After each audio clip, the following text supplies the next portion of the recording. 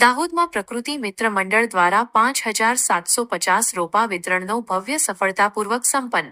પર્યાવરણ સંરક્ષણનો નવતર કીર્તિમાન રચાયો.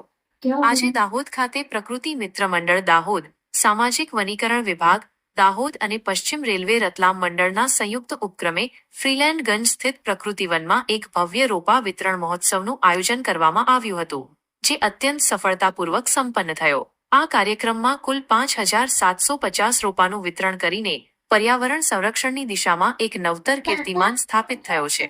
આજે યોજાયેલા રોપા વિતરણ મહોત્સવમાં 3,350 મોટા વૃક્ષોના રોપા અને 2400 ઘર આંગણાના કુંડામાં ઉછેર કરી શકાય તેવા છોડ મળીને 5,750 રોપાનું સફળતાપૂર્વક વિતરણ કરવામાં આવ્યું. આ કાર્યક્રમને સફળ બનાવવા માટે પ્રકૃતિ મિત્ર મંડળની પ્લાન્ટેશન સમિતિ, સ્નેક રેસ્ક્યુની ટીમ અને સ્ટુડન્ટ નેચરલ ક્લબની ટીમના સભ્યોએ ઉત્સાહભેર ભાગ લીધો હતો.